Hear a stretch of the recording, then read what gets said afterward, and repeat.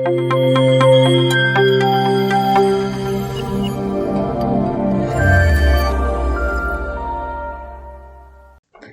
दोस्तों, मेरे YouTube channel खिड़की पर आज सुनिए राजेंद्र दानी की कहानी लड़ाई। बतौल ब्रेख्त कहते हैं, सबसे निकृष्ट अशिक्षित व्यक्ति वह होता है जो राजनीतिक रूप से अशिक्षित होता है। इस कहानी में लड़ाई इसी बात की है कि हमारे जो युवा हैं वो मल्टीनेशनल्स कंपनी में काम कर रहे हैं, उन्हें मोटी मोटी तनख्वाह मिल रही है और वो जानकर भी यह नहीं जानना चाहते हैं कि जिंदगी की कीमत, जूते और दवाओं के दाम, सब कुछ राजनीतिक फैसलों पर निर्भर करता है। सवाल यह है, राजनीतिक सरगर्मियों में वो हिस्सा क्यों नहीं ले रहे हैं? तो सुनिए कहानी लड़ाई। ये तब की बात है जब देश में लोकसभा चुनाव संपन्न हो गए थे और उसके प्रत्याशित परिणाम ही आए थे। युवाओं ने जो पहली बार मतदाता बने थे, जमकर मतदान किया था। उन्होंने सत्ता बदलकर भी यथास्थिति को पहले से ज्यादा मजबूत कर दिया था और चारों ओर खुशियां छा गई थी। वे नहीं जान रहे थे कि सत्ता का हस्तांतरण निदान नहीं है। यहां तक कि उनका बेटा भी उनके विपरीत सोचता था और यह तय है कि वर्तमान सत्ता के लिए उसने भी वोट दिया होगा। आधी नींद में, कड़कड़ाते जाड़े में रजाई में दुबे श्यामाचरण अनजाने दुख के साथ यही सब सोच रहे थे। तब सामने की खिड़की से सुबह का उजाला अंदर आने लगा था। शायद सुबह के 7 बज रहे थे। 4 साल पहले रिटायर होकर उनकी उम्र अब 64 पार कर रही थी और उनकी चिंताओं का नए समय में कोई स्थानापन्न नहीं था। आज के दौर में वे ऐसे व्यक्ति थे जो सिर्फ पैसे की चिंता नहीं करते, बल्कि उनकी चिंताएं अन्यत्र भी जाती हैं। बिस्तर के सामने के टेबल पर आंखें खोलने पर उनकी निगाह पड़ी तो देखा कि उनका छोटा बेटा अंकित अपने लैपटॉप को चार्ज करने के लिए उनके टेबल से सटी दीवार पर लगे प्लग से जोड़ रहा था। पिछले 3-4 साल में घर में इलेक्ट्रॉनिक उपकरण इतने ज्यादा आ गए थे कि कोई प्लग खाली नहीं रहता था। इसलिए सुबह सुबह अंकित को यह कार्यवाही उनके कमरे में करनी पड़ती थी। उनकी नींद खुली देखकर अंकित मुस्कुराया और कहा, पापा अब उठ जाओ, 7 बज चुके हैं। वे जल्दी उठे न उठे, अंकित को जल्दी उठना पड़ता था। वह एक मल्टीनेशनल कंपनी में इंजीनियर है। उसे सुबह 8:30 बजे तक काम पर निकलना पड़ता है।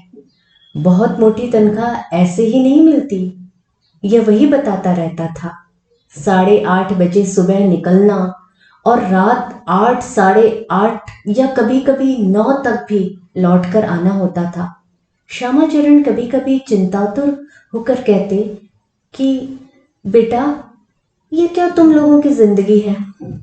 तो वह कहता कि क्यों, क्या बुराई है इसमें? अब पैसे चाहिए तो यह सब तो करना ही पड़ेगा। नहीं, मैं कह रहा था कि बाकी सब सोचने के लिए तुम लोगों के पास वक्त रहता है कि नहीं? श्यामाचरण जब यह पूछते तो वह उनकी बात का अर्थ न समझते हुए भी बेहद समझदारी भरी मुस्कुराहट के साथ कहता, बाकी सब क्या, अभी उसके लिए वक्त कहाँ है, देखेंगे। उसका रवैया टालने वाला लगता। श्यामाचरण फिर यह नहीं पूछ पाते कि कब देखोगे या कब वक्त मिलेगा तुम्हें। अंकित 27 साल का हो गया था, अविवाहित था और कहता था कि जब तक उसके अनुकूल कोई मैच नहीं मिलेगा वो शादी तो नहीं करने वाला। यह अनुकूलता क्या होती है तब श्यामाचरण नहीं समझ पाते।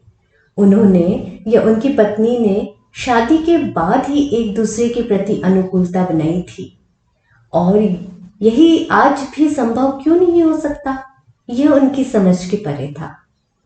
किसी भी तरह और दूसरे प्रश्नों या बहसों में उसका एक तरह का निर्णायक जवाब होता, आप नहीं समझेंगे। ये ठीक था कि वे लैपटॉप नहीं समझते थे, सोशल मीडिया पर नहीं जाते थे, उन्हें व्हाट्सएप नहीं मालूम था, वे चैट नहीं करते थे।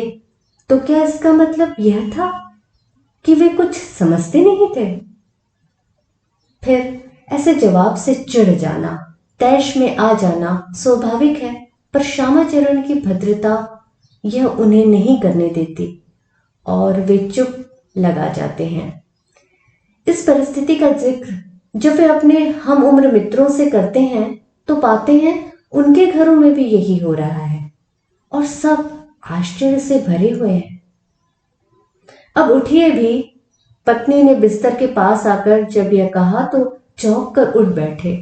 थोड़ी देर में जब खड़े हुए तो दोनों पैरों की एड़ियों और घुटनों में दर्द की तेज लहर दौड़ पड़ी।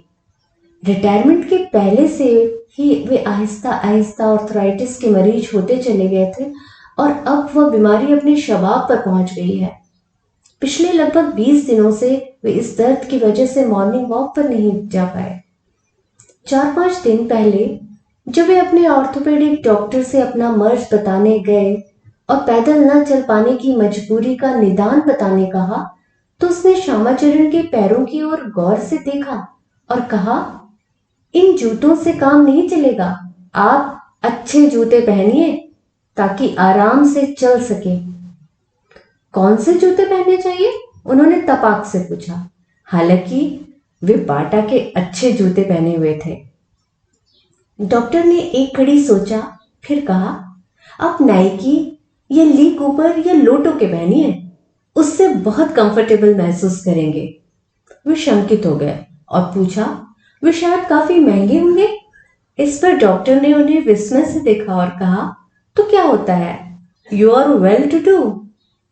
अब रहते हुए भी कोई आगे की शंका वे डॉक्टर के सामने प्रकट नहीं कर सकते थे, इसलिए चुप रहकर उन्होंने 500 रुपए उनका शुल्क चुकाया और बाहर आ गए। पता नहीं क्यों घर लौटते हुए वे सोच रहे थे कि दूसरों की सलाह मान लेने से आदमी वेल टू डू हो जाता है। वे यह भी जान रहे थे कि उन्होंने बिना हिचक के डॉक्टर को 500 रुपए दे दिए थे, इसलिए वह गलत भी कहां बोल रहा था। डॉक्टर के अंग्रेजी में कहे गए वाक्य का वास्तविक अर्थ भी वे निकालना चाह रहे थे। चूंकि वेल का एक अर्थ निरोग भी होता है, इसीलिए वे निरोग जैसे अर्थ को ग्रहण नहीं कर सकते थे, क्योंकि वे बीमार थे और बीमारी से उबरने के लिए भी तो डॉक्टर ने कुछ नहीं बताया था।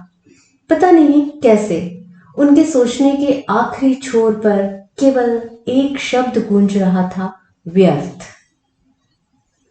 इसीलिए एक तरह से वे डॉक्टर की सलाह को भुला देना चाहते थे। लेकिन आज जितना दर्द उन्होंने घुटनों और एड़ियों में महसूस किया, उससे उनका मनोबल डगमगा गया और लगा कि डॉक्टर की सलाह मानकर देखा जाए। वे दर्द के बावजूद जल्दी से टॉयलेट में चले गए। 10 मिनट बाद फ्रेश होकर डाइनिंग रूम में पहुंचे तो देखा अंकित टेबल पर लैपटॉप रख के उसमें नजरें गड़ाए कुछ कर रहा है, साथ में नाश्ता भी करता जा रहा है। फिर जब उसके सामने वाली चेयर पर बैठे तो पत्नी ने उनके सामने भी गर्मा गर्म चाय का प्याला और टोस्ट की प्लेट रख दी। चाय की पहली चुस्की लेकर उन्होंने बिना किसी भूमिका के अंकित से कहा, डॉक्टर ने कहा है कि अच्छे जूते ले लूं तो चलने में आसानी होगी, तुम क्या सोचते हो? अंकित की नजरें लैपटॉप से हटी नहीं और उसने कहा, जब डॉक्टर ने कहा है तो ले लीजिए, हर्ज क्या है, और फिर सोचने से क्या होगा। नहीं, मैं कह रहा था कि मेरे ये जूते भी तो नए हैं और कोई सस्ते भी नहीं हैं, उन्होंने कुछ कुछ हिचकते हुए कहा। अब जाकर अंकित की नजरें उठी और उसने श्यामाचरण की ओर एक व्यंग्यात्मक मुस्कान के साथ देखा और कहा, महंगे और सस्ते का सवाल आप लोग बार बार क्यों उठाते हैं? अभी तो सवाल आपको आराम मिले इसका है, इसलिए जो डॉक्टर कहते हैं वह सब करके देख लीजिए। यह कहते हुए उसने अपना लैपटॉप बंद किया और टेबल से उठकर अपने कमरे की ओर चला गया।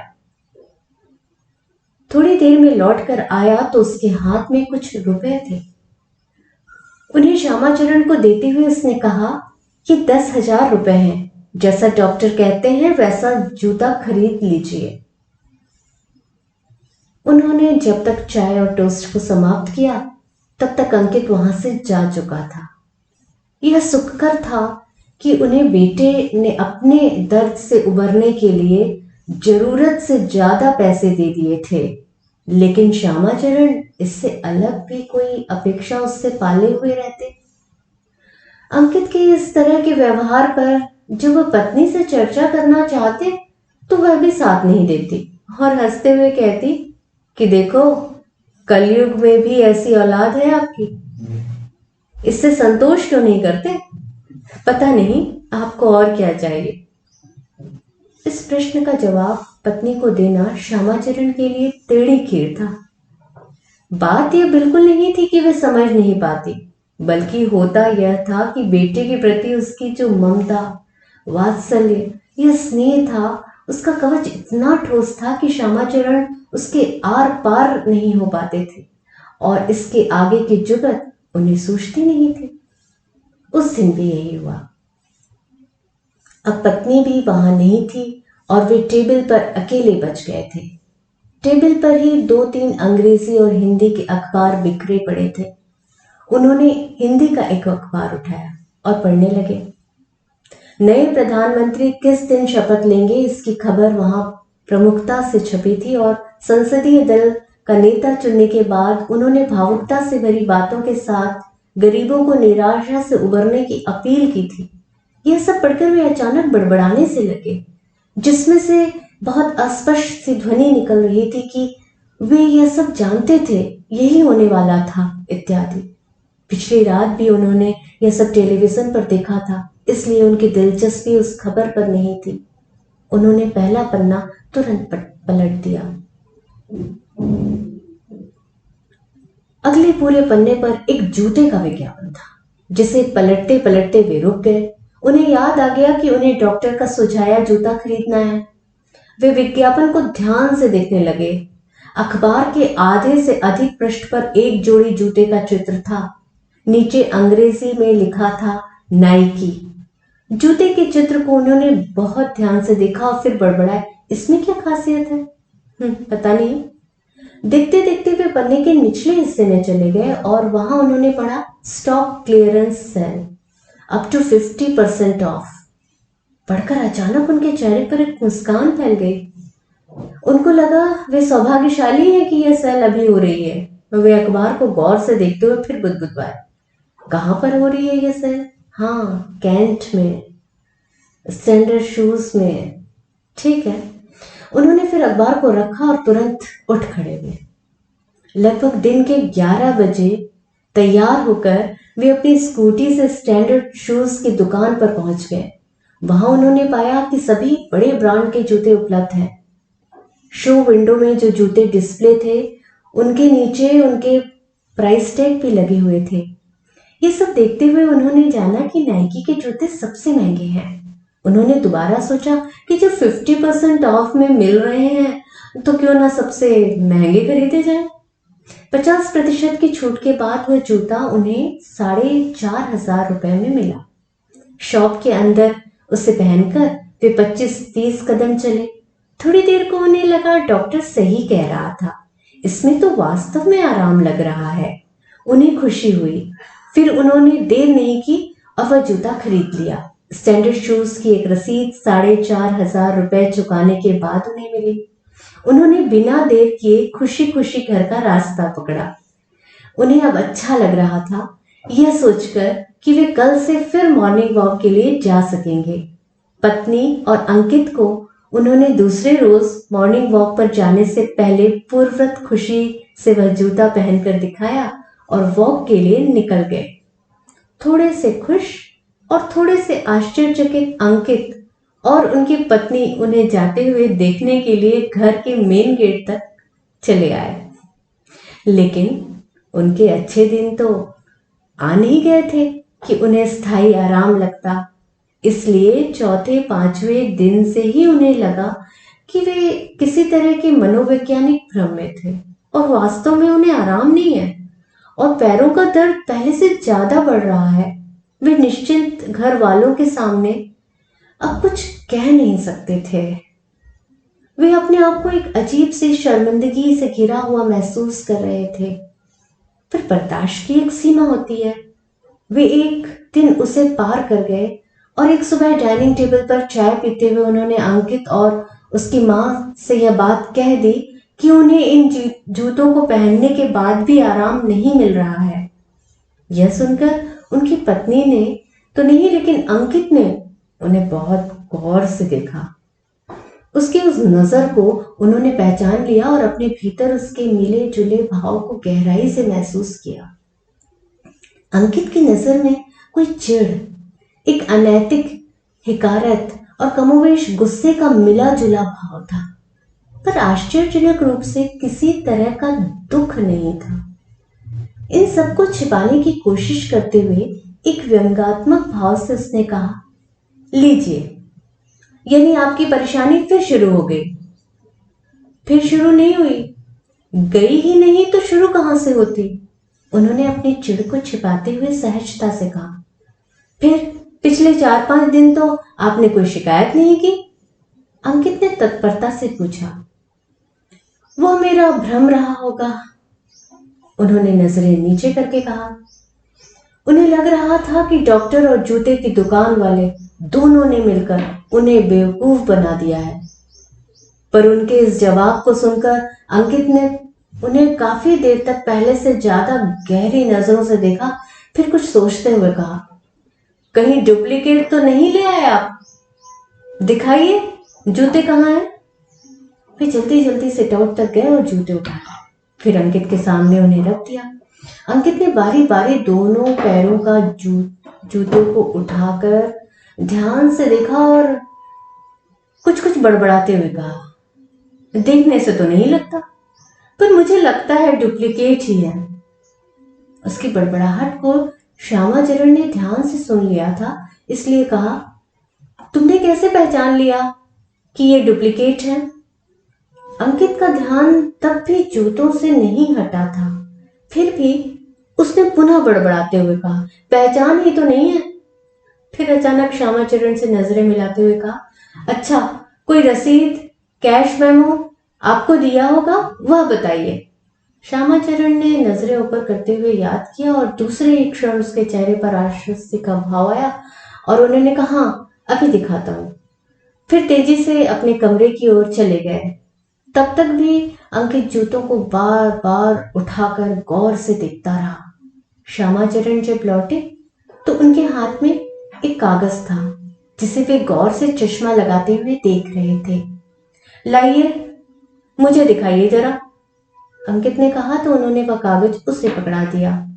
उसे बाएं हाथ से अंकित ने पकड़ा और एक नजर डालते ही दाएं हाथ की 4 उंगलियां उस पर मारते हुए कहा, 100% डुप्लीकेट हैं ये जूते। उसके चेहरे पर कुछ जीत लेने जैसी खुशी थी। तुमने कैसे जाना? श्यामाचरण ने तत्परता से पूछा। पक्की रसीद नहीं दी दुकान वाले ने आपको, इससे जाना। अंकित की खुशी यथावत थी। पक्की रसीद कैसी होती है? दुकान का नाम लिखा है, डेट डली है, प्रोपराइटर के दस्तखत हैं, और क्या चाहिए? श्यामाचरण किंचित गुस्से से बोले, अरे भाई, आप नहीं समझेंगे। पक्की रसीद, जिसे कैश मेमो भी कहते हैं, उसमें TIN number, sales tax number वगैरह छपे रहते हैं, वो इसमें कहाँ है? अंकित ने यह कहते हुए कागज श्यामाचरण को पकड़ा दिया। उसके भाव से लग रहा था और संभवतः वह चाहता भी था कि अब किस्से को खत्म कर दिया जाए।